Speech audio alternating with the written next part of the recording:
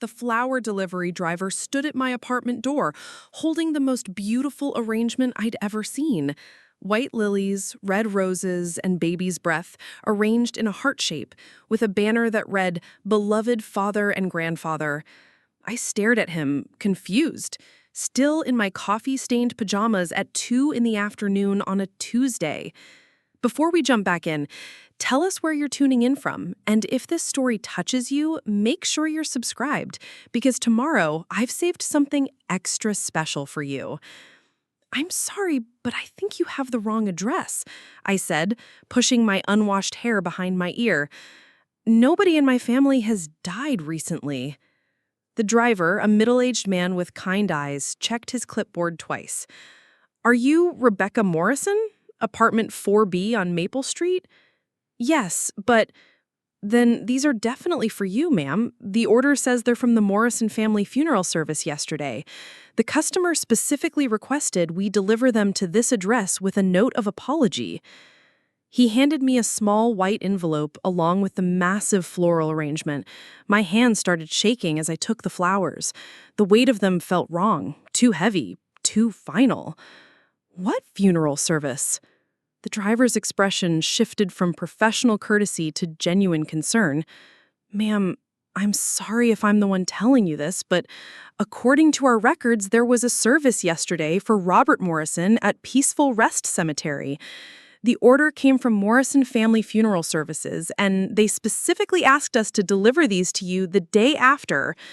The flowers slipped from my hands, crashing to the hallway floor, petals scattered everywhere like broken pieces of my world. "That's impossible. Robert Morrison is my father, and he's not dead." But even as I said the words, my mind was racing back to the phone calls I'd been getting for the past 2 weeks. Calls from numbers I didn't recognize. Calls I'd been ignoring because I was drowning in work deadlines and hadn't spoken to my family in 6 months. The last fight with my stepmother, Carol, had been brutal, all screaming accusations about me being selfish and ungrateful. I'd blocked most of their numbers after that. The driver helped me gather the scattered flowers, his face etched with sympathy. "Ma'am, I deliver for a lot of funeral homes, and I've never seen anything quite like this. Usually family arrangements go directly to the family home or the service itself. This is the first time I've been asked to deliver to someone who wasn't at the funeral." He paused, clearly uncomfortable. "The order came with specific instructions to tell you that the service was held at Peaceful Rest Cemetery yesterday at 11 a.m. I invited him in for coffee, partly because I needed answers, and partly because my legs wouldn't support me anymore. His name was Frank, and he'd been delivering flowers for 37 years. As I sat at my kitchen table, still in shock, he told me details that no delivery driver should have to share. "The order was placed by Carol Morrison," Frank said, consulting his phone. "She seemed very specific about the timing. She wanted these delivered exactly 24 hours after the service, not before. She also left specific instructions about what to tell you if you seemed surprised." "What instructions?" Frank looked uncomfortable. "She said to tell you that your father passed peacefully last Tuesday after a brief illness, and that the family felt it was best to handle arrangements privately due to ongoing family tensions." The words hit me like ice water. Last Tuesday. That was 8 days ago. My father had been dead for over a week, and I was just finding out from a flower delivery driver. I thought about all the ignored calls, all the voicemails I deleted without listening to, but then anger started building in my chest, hot and fierce. "She had my number," I said, more to myself than to Frank. "My stepmother has my phone number, my email, my address, obviously. If she wanted to tell me, she could have." Frank shifted in his chair. "Ma'am, I probably shouldn't say this, but in my experience, when families specifically request delayed notification like this, it's usually not an oversight." After Frank left, I sat alone with the flowers and the terrible weight of realization. My father was gone, and I'd missed saying goodbye. But more than that, I'd been deliberately excluded from his final moments, from the chance to honor his memory, from the basic human right to grieve with family. I called the funeral home directly. The woman who answered confirmed everything Frank had told me. Robert Morrison, age 67, had passed away following complications from pneumonia. Services had been held yesterday with immediate family only. When I identified myself as his daughter, there was a long pause. Oh, I'm sorry.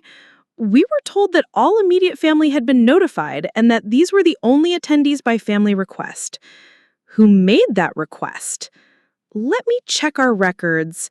It shows here that arrangements were made by Carol Morrison, listed as spouse, and confirmed by Michael Morrison, listed as son. Michael, my half-brother who was 8 years younger than me and had always been Carol's golden child. The same Michael who'd barely spoken to me since Dad remarried when I was 16.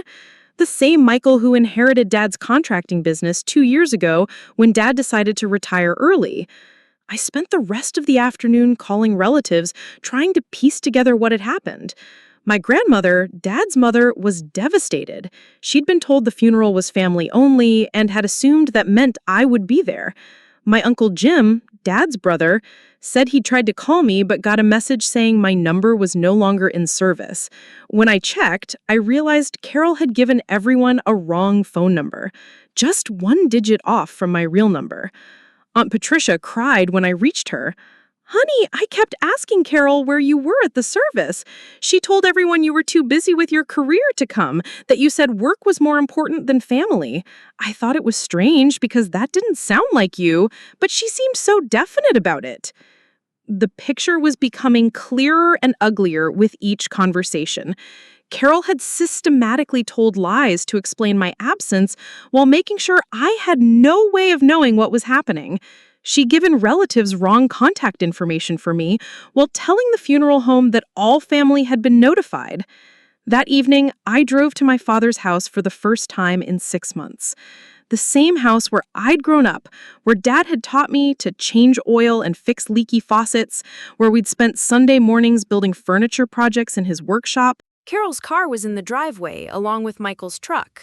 I used my key, the one Dad had insisted I keep despite Carol's objections over the years.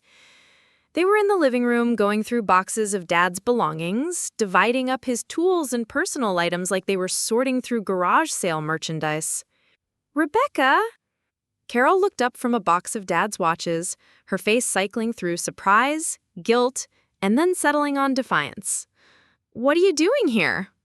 "I came to pay my respects to my father," I said, proud that my voice stayed steady. "You know, the father whose funeral I wasn't invited to?" Michael stood up, his face flushing red. "You weren't invited because you made it clear family wasn't important to you? You haven't visited in months, you never called Dad, you missed his birthday." "I missed his birthday because no one told me he was sick," I shot back. "I haven't called because the last time I was here, Carol screamed at me for 2 hours about being selfish and told me not to come back unless I was ready to apologize for existing." Carol stood up, smoothing her black dress. "Your father's final months were peaceful because he wasn't stressed about you constantly. He told me he was tired of trying to maintain a relationship with someone who clearly didn't want one." The words were designed to wound, and they hit their mark, but I'd learned something about Carol over the years. She was most vicious when she was feeling guilty, and right now she looked like someone who knew she crossed a line she couldn't uncross. "So you decided to hold his funeral without telling me?" "We decided to keep things simple and stress-free," Michael said. "Just close family." "I am close family. I'm his daughter." "You're his daughter who couldn't be bothered to visit when he was dying," Carol snapped. "Because you never told me he was dying," the words exploded out of me. "You gave my relatives the wrong phone number. You told the funeral home I'd been notified. You told everyone at the service that I was too busy to come. You systematically cut me out and then blamed me for not being there." The room went silent. Michael looked confused, glancing between Carol and me. "What do you mean, the wrong phone number?" I pulled out my phone and showed him the number Aunt Patricia had tried to call. Carol's face went pale. "That's not Rebecca's number," Michael said slowly. "Her number ends in 47, not 74. "It was an honest mistake," Carol said quickly, but her voice had lost its conviction. "An honest mistake that conveniently meant no one could reach me," I said, along with telling the funeral home I'd been notified, telling relatives I was too busy to come, and making sure I found out about Dad's death from a flower delivery drive. Michael was staring at Carol now, pieces clicking into place. "You told me Rebecca said she wouldn't come even if Dad died. You said she told you that." Carol's silence spoke volumes. I looked around the living room, at the boxes of Dad's belongings being sorted like inventory, at the woman who'd spent 15 years trying to erase me from my father's life, at the half-brother who'd believed every lie because it was easier than questioning the narrative. "I want to see him," I said quietly.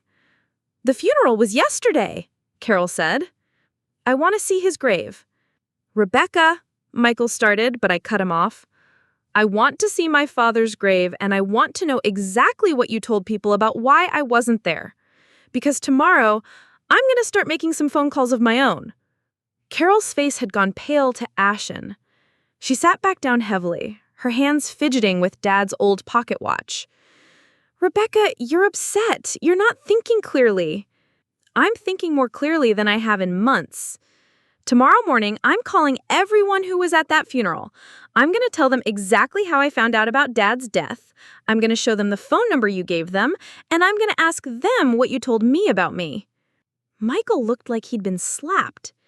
"Carol, please tell me you didn't actually lie about Rebecca wanting to come." The silence stretched between us like a chasm. Finally, Carol spoke, her voice barely higher than a whisper. "Your father was at peace. He wasn't asking about you anymore. I thought it would be easier for everyone." "Easier for you," I corrected. "Easier for you to finally have the family you always wanted without me in it." I left them sitting there with their boxes of stolen time and drove straight to Peaceful Rest Cemetery. Even though visiting hours were over, I knew the groundskeeper, Eddie Martinez. His daughter Sophia had been in my high school class, and we'd stayed in touch through social media. I called Sophia, explaining the situation, and within 20 minutes, Eddie met me at the cemetery gates. "I'm so sorry for your loss, mija, and I'm sorry you're finding out this way. That's not right what happened to you." He led me through the winding paths to the newer section where Dad was buried. The grave was still covered in flowers from yesterday's service. Arrangements I should have helped choose, words of love I should have been able to say. It was a small service, Eddie told me, as we stood in the growing darkness. Maybe 30 people. Your stepmother, she seemed very organized, very in control. But I noticed something strange. "What?" "People kept asking where you were, not just asking, but asking with concern. Like they expected you to be there. Miss..." Preparing and narrating this story took us a lot of time, so if you are enjoying it, subscribe to our channel. It means a lot to us. Now back to the story. Morrison, she had to keep explaining your absence, and her story kept changing slightly each time someone asked. Eddie had worked at the cemetery for 22 years. He'd seen every kind of family drama play out over graves, but he'd never seen anything quite like this. "There was this one moment," he continued, "when your grandmother, such a sweet lady, she was crying and asking why you hadn't come to say goodbye. Mrs. Morrison told her that you'd said you needed time to process everything alone, that you'd specifically requested not to attend. But then later, I heard her tell someone else that you were dealing with work commitments that couldn't be moved." My heart ached thinking about Grandma Ruth, who had already lost her husband 5 years ago and now had to bury her son without understanding why his daughter wasn't there. She was 83 years old and probably spent the entire service worrying about me instead of being able to properly grieve. "Eddie, was there anything else strange about the service?" He thought for a moment. "Well, your brother Michael, he seemed uncomfortable during the whole thing. He kept looking toward the entrance like he was expecting someone, and when the pastor asked if anyone wanted to share memories, Michael started to say something about wishing you were there to tell the story about your father teaching you to drive, but Mrs. Morrison cut him off quickly. That story. Dad had tried to teach me to drive in his old pickup truck when I was 15, and I'd accidentally driven it straight into our mailbox. Instead of getting angry, Dad had laughed until he cried and then spent the whole weekend teaching me how to fix the mailbox and repair the small dent in the truck bumper. He used to tell that story at every family gathering, always ending with how proud he was that I'd learned to fix my own mistakes. I knelt by the grave, placing my hand on the cold earth. "I'm sorry I wasn't here, Dad," I whispered. "I'm sorry I didn't get to say goodbye, but I'm going to fix this." The next morning, I started making calls. Not angry, accusatory calls, but careful, information-gathering conversations. I called every number I could find from Dad's old address book, reaching out to relatives, family friends, and neighbors. The picture that emerged was even worse than I'd imagined. Carol hadn't just excluded me from the funeral, she'd been systematically destroying my relationship with Dad's side of the family for months. Uncle Jim told me he tried to invite me to Dad's birthday party in March, but Carol had told him I'd moved to another state for work and didn't want to be contacted. Cousin Maria said she'd wanted to include me in a family reunion last summer, but Carol had told her I'd specifically asked not to be invited to family events anymore. "Rebecca, honey," said my great-aunt Louise, Dad's aunt who was now 91 years old, "I've been so worried about you. Carol told us you were going through a difficult time and didn't want to maintain family connections. She said you'd asked everyone to give you space to figure things out." Each conversation revealed another lie, another severed connection, another piece of my family that Carol had quietly stolen from me. She'd been playing a long game, slowly isolating me from Dad's side of the family while making it seem like it was my choice. But the most heartbreaking revelation came from Mrs. Chen, our next-door neighbor who had known Dad for 15 years. She told me that Dad had asked her just 2 weeks before he died if she'd heard from me lately. "He seemed worried," Mrs. Chen said. "He kept calling you but never heard back, and Carol told him you were probably just busy with work. But he looked so sad, Rebecca. He said he missed talking to you and hoped he hadn't done something to upset you." My father had died thinking I was ignoring him.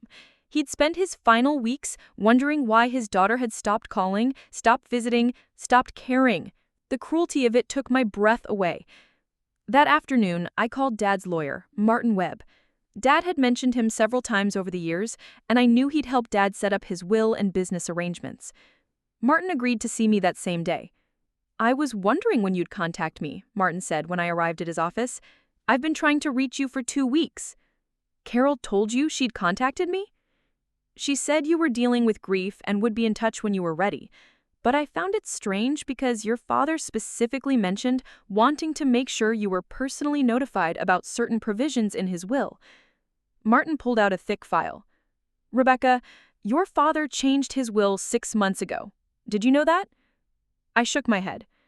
"He was concerned about some family dynamics he'd been observing. He loved Carol, but he'd started noticing that communication between you and the family seemed to be breaking down and he wasn't sure why. He specifically added provisions to ensure you'd be financially independent and wouldn't need to rely on anyone else's goodwill to maintain your connection to his memory." Martin opened the file and showed me documents I'd never seen. Dad had left me his workshop and all his tools, along with a savings account I didn't know existed. But more than that, he'd left specific instructions about his funeral arrangements. "Your father explicitly stated that he wanted you involved in planning his service. He left detailed instructions that both you and Michael should be consulted on all arrangements, and that the service should reflect his life with both his children." I stared at the papers, seeing Dad's familiar handwriting in the margins where he'd made notes. One note made me start crying. "Make sure Rebecca knows how proud I am of her." "Martin, Carol planned the entire funeral without consulting me. She told everyone I'd been notified and had chosen not to attend." The lawyer's expression grew stern. "That's a serious problem, Rebecca. Your father's will specifically designates you as co-executor with Michael for all funeral arrangements. Carol had no legal authority to plan the service without your input." "What does that mean?" "It means she violated the terms of your father's will and potentially committed fraud. She also owes you an accounting of all funeral expenditures since you're entitled to approve those expenditures as co-executor." Martin made copies of all the relevant documents and suggested I contact the funeral home to request their records. When I called Peaceful Rest Funeral Services, the director, Mrs. Hamilton, agreed to meet me the next day. "I'm troubled by what you're telling me," Mrs. Hamilton said when I explained the situation. "We were told you'd been contacted and had declined to participate in planning. We have that in writing from Mrs. Carol Morrison." Hamilton, I need you to understand something. This form is false. I was never contacted, never declined to participate, and never even knew my father was sick until after he was buried. Mrs. Hamilton looked genuinely distressed. Ms. Morrison, in 30 years in this business, I've never seen anything like this. Families have disagreements, but deliberately excluding a child from their parents' funeral? This is beyond anything I've encountered. She provided me with copies of all the arrangements, including the guest list for the service. Looking at the names, I realized Carol had invited distant acquaintances and business associates while excluding several of Dad's close friends who would have expected me to be there. That evening, I called my friend Jessica, who worked as a paralegal at a family law firm. I needed advice about my options, legal and otherwise. "Rebecca, this is beyond family drama," Jessica said after I had explained everything. "This is potentially criminal fraud. She forged documents, lied to service providers, and violated your father's will. You could pursue legal action." "I don't want to drag Dad's memory through a court battle." "Then you need to decide what kind of justice you're looking for, because right now Carol thinks she got away with it. She's probably expecting you to just accept what happened and move on." That night, I sat in my apartment surrounded by copies of legal documents, funeral records, and a growing list of family members who had been deceived. I thought about Dad's workshop tools that Carol probably planned to sell, about the stories that would never be told at family gatherings, about Grandma Ruth spending her son's funeral wondering why her granddaughter didn't care enough to come. I thought about Dad lying in a hospital bed wondering why I never called, never visited, never said goodbye. Carol had stolen more than just a funeral from me. She'd stolen my father's final weeks of peace, my family relationships, and my chance to grieve properly. But she'd made one critical mistake. She'd underestimated how much those things meant to me and how far I'd go to get justice for my father's memory. It was time to plan my response. I spent 3 days crafting my plan. This wasn't about revenge. It was about ensuring my father's true wishes were honored and that Carol faced consequences for what she'd done. More importantly, it was about reclaiming the relationships she'd systematically destroyed and setting the record straight for everyone who'd been deceived. My first step was organizing a proper memorial service. I contacted Martin Webb to help me navigate the legal requirements, and we sent formal notifications to Carol and Michael that as co-executor of Dad's estate, I was planning a memorial gathering to fulfill his written wishes for both children to be involved in honoring his life. I booked the community center at Riverside Park, the same place where Dad had taught weekend woodworking classes for local kids. The irony wasn't lost on me that Carol had chosen a sterile funeral home chapel, while Dad had specifically mentioned in his notes that he wanted any service to reflect the community connections he built over the years. Then I started making invitations, not just phone calls, but personal visits to every single person who had been at the original funeral, plus all the people Carol had deliberately excluded. I drove to Grandma Ruth's assisted living facility first. "Grandma, I need to tell you something about Dad's funeral," I said, sitting beside her in the sunny common room. When I explained what really happened, Grandma Ruth's hands shook with anger. "That woman told me you were too grief-stricken to attend, that you needed time alone to process everything. I spent the whole service worrying about you, wondering if I should call to check on you." "I know, Grandma, and I'm sorry you had to worry, but I'm planning a memorial service where we can properly celebrate Dad's life, and I want you to help me." Grandma Ruth straightened up with the fierce determination I remembered from my childhood. "What do you need me to do?" "I need you to tell people what really happened. All those people who were at the funeral, they deserve to know the truth." Over the next week, I visited Uncle Jim, Cousin Maria, the neighbors, Dad's old work friends, and every family member I could find. Each conversation was difficult, but necessary. I showed them the legal documents proving I was supposed to be involved in funeral planning, the fake phone number Carol had given out, and the written record of her lies to the funeral home. The reaction was swift and unanimous: shock, anger, and an immediate desire to make things right. Uncle Jim, who was Dad's youngest brother and had always been protective of family, was furious. "Rebecca, I can't believe we all just accepted her explanations without questioning them. Your father would be devastated to know what she did."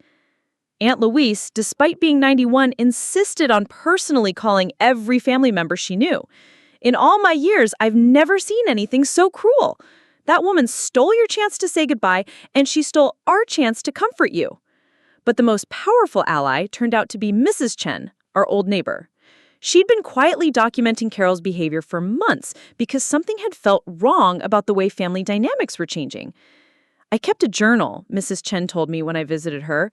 "Your father would come over sometimes when Carol was out, and he'd ask about you. He was so confused about why you'd stopped calling. I wrote down the dates because I thought maybe someday it would matter." She showed me a small notebook filled with entries dating back 6 months. Entries about Dad asking if she'd seen me, about him wondering aloud if he'd done something wrong, about Carol telling him different stories about why I wasn't visiting. March 15th. Robert asked if Rebecca had mentioned anything about being upset with him, said Carol told him Rebecca was focusing on her career and didn't want family distractions. April 22nd. Robert seemed depressed, said he missed talking to Rebecca about his workshop projects. Carol interrupted and said Rebecca had told her she found those conversations boring. May 8th. Robert tried to call Rebecca, but said the number wasn't working. Carol said Rebecca must have changed it and didn't want to be reached. Each entry was like a dagger through my heart. But they also provided undeniable evidence of Carol's systematic campaign to isolate me from my father. The memorial service was scheduled for 2 weeks after I'd found out about Dad's death. I sent formal invitations to everyone, including Carol and Michael.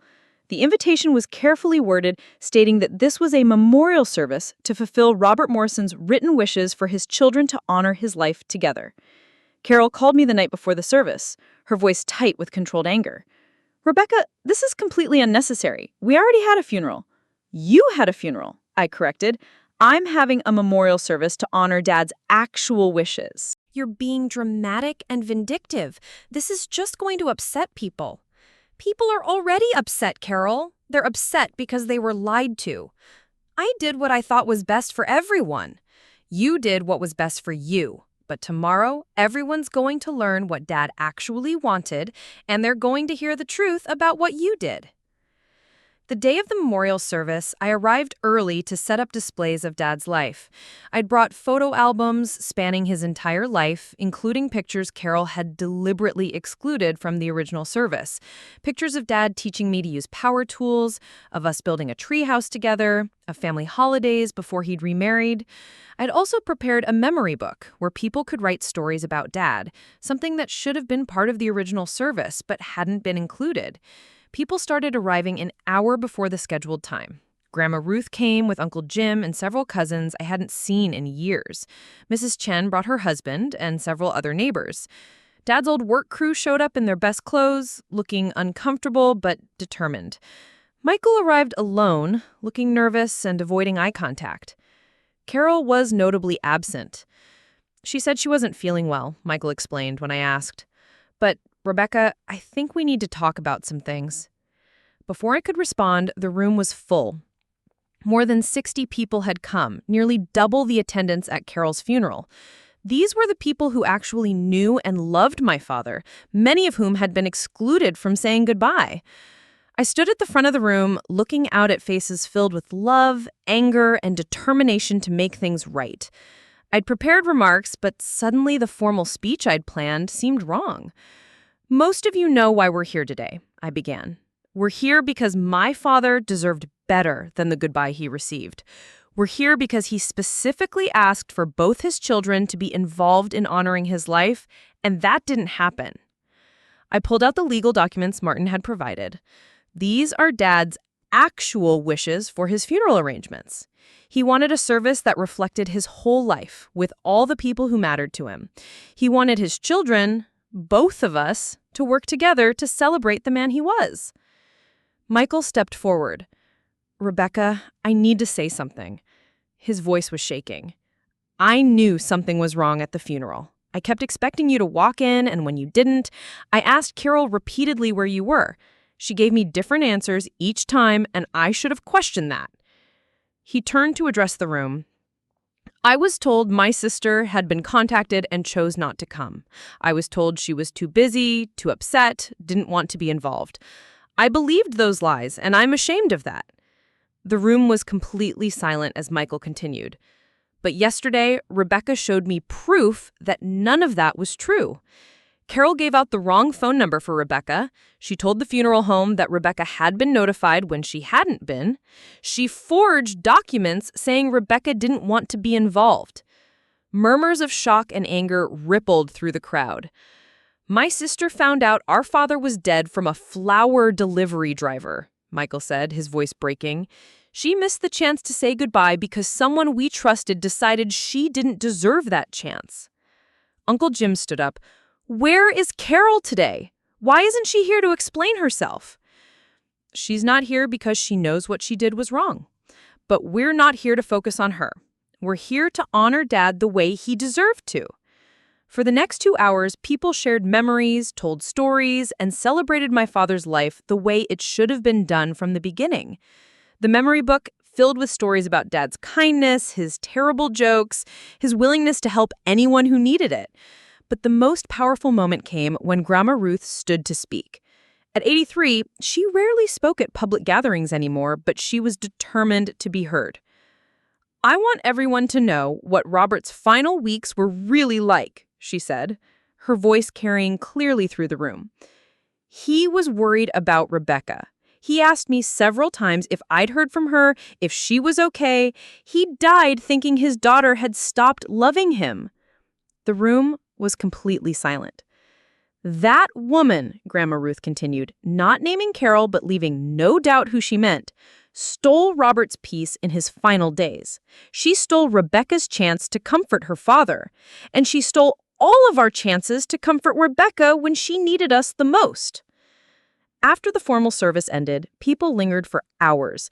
They wanted to hear more details about what had happened, to express their outrage, to figure out how to make sure something like this never happened again. Mrs. Chen announced that she was donating her journal entries to a local elder abuse prevention organization. This is a form of family abuse, using someone's illness to manipulate family relationships and exclude people from saying goodbye. Uncle Jim organized a family meeting for the following week to discuss how to handle Carol's continuing presence in the family. She can't be trusted, he said bluntly. If she could do this to Rebecca and Robert, what else has she been lying about? As people finally started to leave, Michael approached me with tears in his eyes. Rebecca, I don't know how to make this right. I should have questioned everything when you didn't show up. I should have called you myself. You were grieving too, I said. She manipulated both of us. But I got to say goodbye to Dad. You didn't, because I believed her lies. The pain in his voice was real, and I realized that Carol had damaged his relationship with our father too. She'd robbed him of the chance to share Dad's final weeks with his sister, to grieve together, to support each other. Michael, we can't change what happened, but we can make sure Dad's memory is honored going forward. 2 weeks later, the consequences of Carol's actions were becoming clear. Word had spread throughout the community about what she'd done. The story had a way of traveling, as Mrs. Chen put it, because people were genuinely shocked by the cruelty of excluding a daughter from her father's funeral. Carol's social standing in the community crumbled rapidly. She'd built her identity around being seen as a devoted wife and caring stepmother, but that image couldn't survive the truth. Friends stopped calling. She was quietly asked to step down from her volunteer position at the hospital where Dad had been treated. The contracting business that Michael had inherited started losing clients who felt uncomfortable working with the family after learning what had happened. But the most significant consequence was the legal one. Martin Webb had filed a formal complaint with the state's Funeral Regulatory Board about Carol's fraudulent documentation.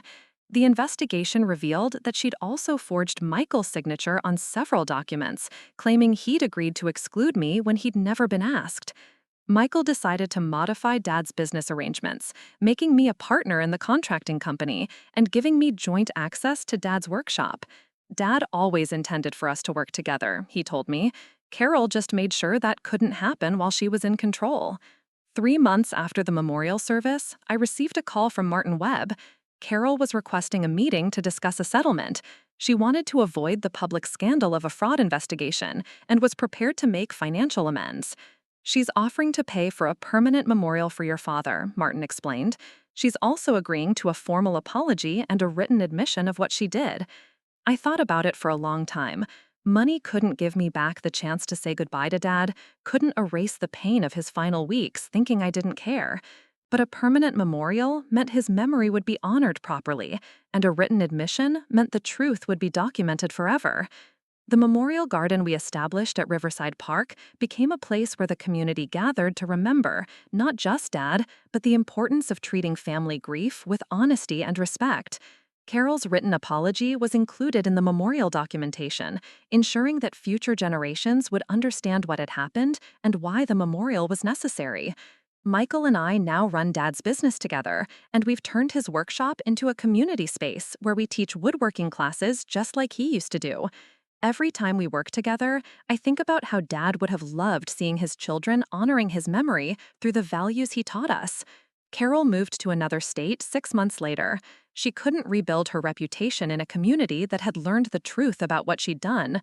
Michael maintains minimal contact with her, but their relationship never recovered from his realization of how completely she'd manipulated him.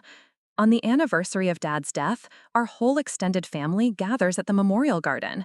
We tell stories, share memories, and make sure that Dad's legacy is defined by love, honesty, and family connection rather than the cruelty that marked his final goodbye. I still have the flowers that Frank the delivery driver brought to my apartment that day.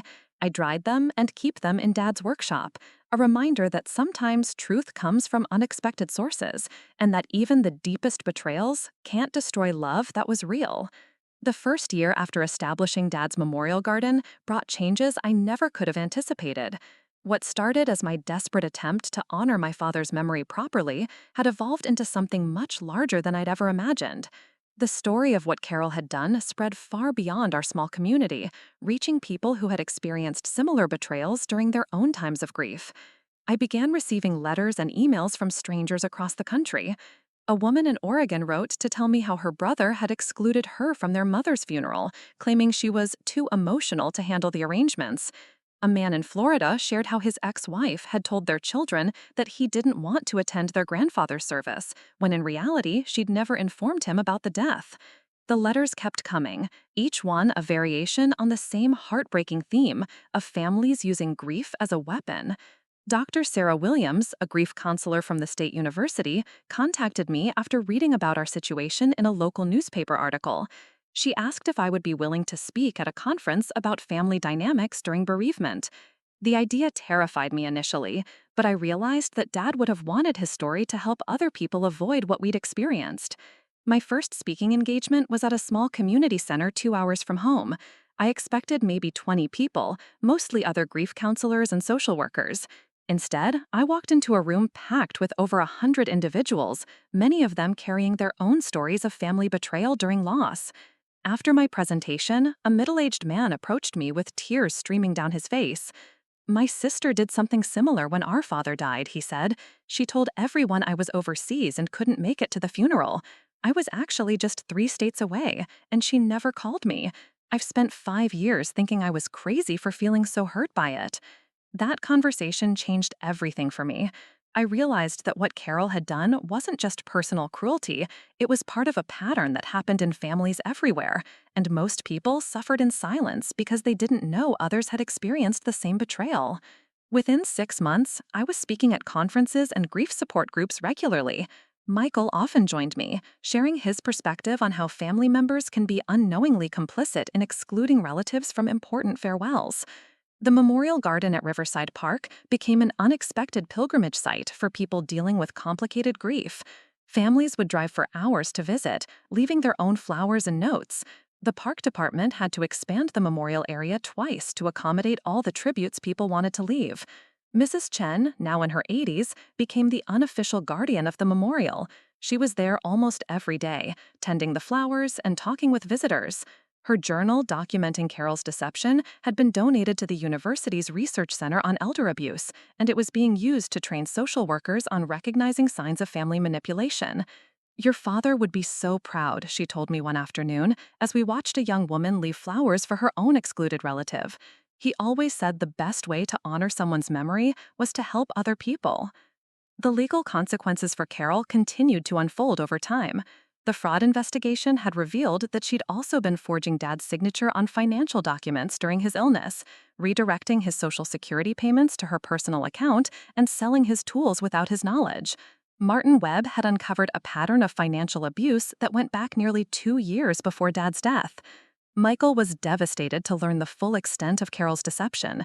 She told him that Dad wanted to liquidate his tool collection to pay for medical expenses, and Michael had helped her sell thousands of dollars worth of equipment. In reality, Dad's insurance had covered all his medical costs, and Carol had pocketed the money from the tool sales. I feel like I don't even know who she really was, Michael confided to me one evening as we worked together in Dad's workshop. Everything I thought I knew about her, about our family, about why you and Dad grew apart, it was all lies. The workshop had become our sanctuary, the place where Michael and I rebuilt our relationship and worked through the grief we should have shared from the beginning. We'd found boxes of letters Dad had written but never sent, letters to me expressing his confusion about why I'd stopped calling, and his hope that whatever was wrong could be fixed. One letter, dated just a week before he died, broke both our hearts. I don't know what I did to make Rebecca so distant, but I hope she knows how much I love her and how proud I am of the woman she's become. If something happens to me, I hope she and Michael will take care of each other. Reading those words, Michael made a decision that surprised both of us.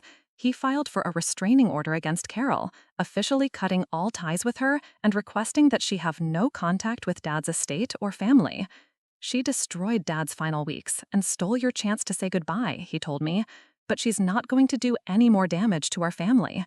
The restraining order proceedings brought more of Carol's lies to light. During the court hearing, we learned that she'd been intercepting my calls to Dad for months before his death. She'd installed call forwarding on his phone when he was too weak to notice, routing my attempts to reach him to a disconnected number while telling him I'd stopped calling entirely. Judge Martinez, who presided over the hearing, called Carol's actions a particularly cruel form of emotional abuse that exploited a vulnerable elderly person's declining health to manipulate family relationships. Carol was ordered to pay restitution to Dad's estate for the fraudulent tool sales and was permanently barred from claiming any inheritance rights. More importantly for me, she was required to provide a detailed written account of every lie she'd told about me to family members, medical professionals, and service providers. The document she produced was 12 pages long and read like a masterclass in psychological manipulation. She'd told Dad's doctors that I was too busy with work to visit him in the hospital. She'd informed the nursing staff that I'd requested not to be called with updates on his condition. She'd even told the pharmacy that I didn't want to be consulted about his medications. Each revelation was painful, but reading the full scope of her deception was also liberating. For the first time since Dad's death, I could see clearly that his final weeks of confusion and hurt weren't my fault. Carol had systematically severed every connection between us, ensuring that he died believing I didn't care, while I remained unaware that he was even sick. The community's response to these revelations was swift and decisive. Carol's former friends publicly distanced themselves from her, and several local businesses that had employed her services cut ties completely. The hospital where she'd volunteered asked her to return her volunteer badge and banned her from the premises. But perhaps the most meaningful consequence came from an unexpected source. The Patterson family, who had bought Lily's belongings in the original story that inspired mine, reached out after hearing about our situation through the Grief Counseling Network. They were so moved by our story that they established a fund to help families who had been excluded from funeral services to hold proper memorial gatherings. The fund grew quickly, supporting families across the country who were dealing with similar betrayals. Within 2 years, it had helped organize over 300 memorial services for people who had been excluded from saying goodbye to their loved ones. Dr. Williams asked me to co-author a research paper on family exclusion during bereavement, and our findings were published in the Journal of Grief Studies.